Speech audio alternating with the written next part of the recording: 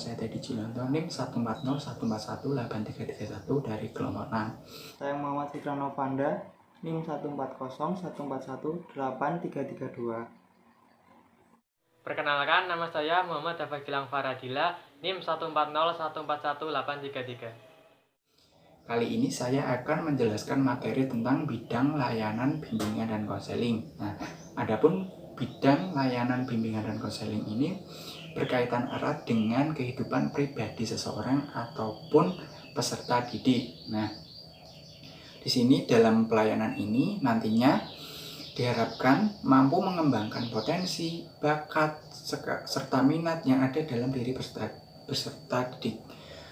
Nah, adapun tujuannya yaitu yang pertama nantinya peserta didik dapat mengembangkan kemampuan bersosialnya di masyarakat, baik di keluarga, di teman sebaya, tetangga, dan lingkup masyarakat lainnya seperti itu. Nah, dalam berbagai kajian literatur dijelaskan bahwa nantinya peran konselor dan guru BK yaitu memfasilitasi peserta didik, dan dari seorang konselor maupun guru BK di sini yaitu mereka harus benar-benar memahami tentang fungsi, asas, prinsip, tujuan dari pelayanan bimbingan dan konseling ini.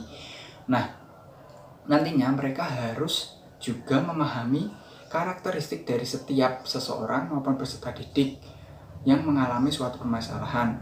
Nah, mereka juga harus mengetahui tempat dan bagaimana pola pelayanan yang harus diberikan. Nah, hal ini bertujuan agar nantinya seorang konselor maupun guru BK dapat memberikan pelayanan yang secara optimal. Selanjutnya, pola umum pelayanan bimbingan dan konseling. Pola umum pelayanan bimbingan dan konseling yang pertama adalah identifikasi. Proses identifikasi dilakukan untuk mengetahui kondisi peserta didik dan keluarga atau orang tua agar dapat memetakan kemampuan peserta didik. Pemetaan kemampuan juga berlaku bagi kondisi keluarga, agar konselor mengetahui dan dapat menyesuaikan serta memberikan masukan kepada orang tua mengenai rancangan program bimbingan dan konseling. Untuk mengidentifikasi kondisi peserta didik dan keluarga digunakan teknik asesmen dengan teknik pengumpulan data yang sesuai oleh kebutuhan. Asesmen merupakan proses pengumpulan, menganalisis dan menginterpretasikan data atau informasi tentang peserta didik dan lingkungannya. Hal tersebut dilakukan untuk mendapatkan gambaran berbagai kondisi individu dan lingkungannya sebagai dasar pengembangan program layanan bimbingan dan konseling yang sesuai dengan kebutuhan. Yang kedua ada solusi atau program bimbingan dan konseling. Solusi atau program bimbingan dan konseling yang dibuat harus mengacu pada hasil asesmen yang telah dipetakan sebelumnya. Selain itu, juga program ini dapat disesuaikan dengan tujuan dan kebutuhan akan pendidikan yang ada di sekolah dan memprioritaskan kebutuhan peserta didik. Karena pada hakikatnya, pendidikan berusaha untuk memaksimalkan perkembangan dan kemampuan peserta didiknya. Sebuah intervensi yang memampukan pembelajaran, adaptasi, dan perkembangan dapat membuat hidup bisa lebih dikelola lagi. Nah, proses bimbingan dan konseling yang telah dirancang juga harus melalui proses diskusi orang tua dan pihak sekolah, terutama guru pembimbing peserta didik yang bersangkutan. Hal ini mengingat bahwa integrasi dan konsistensi lingkungan peserta didik dalam melaksanakan program tersebut sangatlah penting. Yang ketiga yaitu pelaksanaan. Pada proses pelaksanaan ini diperlukan adanya sosialisasi mengenai hasil asesmen, yaitu pemetaan kondisi peserta didik kepada keluarga atau orang tua. Ketika orang tua memiliki gambaran yang akurat mengenai kekuatan dan kelemahan putra-putrinya, maka mereka bisa menentukan dan mendukung terapi dan akomodasi yang paling cocok untuk peserta didiknya. Sangatlah penting bagi orang tua untuk mengetahui kondisi peserta didiknya sebelum melakukan intervensi terhadap peserta didik. Selain itu, dengan mengetahui kondisi peserta didiknya, maka dapat mengurangi ketegangan emosi akibat ketidaktahuan atau kurangnya informasi mengenai keadaan yang dialami oleh peserta didiknya. Selanjutnya, konselor melakukan sosialisasi kepada peserta didik dan orang tua mengenai program yang akan dilaksanakan peserta didik secara terperinci.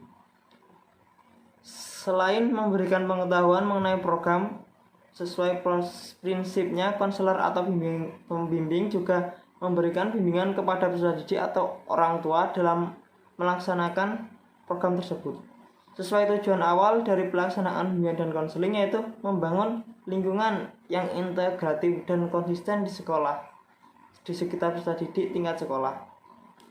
Maka konselor juga melakukan pemantauan terhadap hubungan atau pelaksanaan program antara peserta didik dan kepada orang tua juga. Kemudian selanjutnya ada pola pelayanan BK di SD. Pola pelayanan BK yang dilaksanakan di SD terdiri atas pola pelayanan langsung dan tidak langsung. Ada beberapa strategi yang dapat dilakukan guru dalam melaksanakan BK di SD. Yang pertama, guru dapat memadukan materi BK. Contoh, materi bahasa Indonesia dapat digunakan untuk menumbuhkan karakter santun dalam berkomunikasi dan suka membaca. Yang kedua, memilih metode dan media yang mendukung kemandirian peserta didik. Contoh metode inquiry dan discovery. Dengan menggunakan metode tersebut dapat membantu merangsang pikiran dan psikomotorik peserta didik. Kemudian media yang digunakan adalah yang dapat membantu memahami materi dan menarik minat peserta didik. Yang ketiga, ada kegiatan remedial.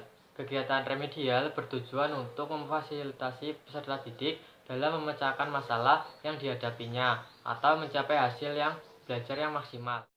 Yang keempat, membangun komunikasi yang empatik dan personal dengan peserta didik. Komunikasi tersebut dibangun guru melalui perilaku menyapa, memberi salam, tersenyum, dan lain-lain, sehingga dapat mendorong peserta didik untuk ramah dan memberikan salam sapa saat bertemu dengan orang lain. Yang kelima, memberikan contoh perilaku yang baik di hadapan peserta didik. Peserta didik biasanya suka memperhatikan perilaku gurunya, sehingga dengan memberikan contoh merupakan cara yang sangat tepat dalam menumbuhkan budi pekerti pada peserta didik. Yang keenam, memberikan apresiasi dan penguatan terhadap peserta didik yang berperilaku baik dan berprestasi. Guru dapat meningkatkan hal tersebut melalui pemilihan nominasi peserta didik terbaik dalam bidang tertentu. Contohnya, peserta paling ramah bulan ini atau peserta paling rajin bulan ini. Yang ketujuh, mengidentifikasi dan memilih bantuan pada peserta didik. Kegiatan ini dilakukan melalui penyelidikan penyebab masalah. Dalam kegiatan ini, guru dapat bekerjasama dengan orang tua, kepala sekolah, atau guru lain. Yang kedelapan, melakukan alih tangan untuk penyelesaian masalah peserta didik. Ketika permasalahan peserta didik di luar wewenangnya, guru dapat memindahkan kasus tersebut ke pihak yang lebih profesional. Contohnya, meminta bantuan kepala sekolah, psikolog, atau lainnya. Kesimpulan, bimbingan dan konseling di sekolah memiliki peranan yang sangat penting dalam memberikan masukan dan solusi bagi perkembangan pendidikan bagi sekolah ataupun peserta didik. Beragam permasalahan yang dialami peserta didik, terutama dalam perkembangan, membutuhkan campur tangan bimbingan dan konseling untuk merancang sebuah program yang terintegrasi dengan lingkungan peserta didik. Sekian presentasi dari kelompok kami. Wassalamualaikum warahmatullahi wabarakatuh.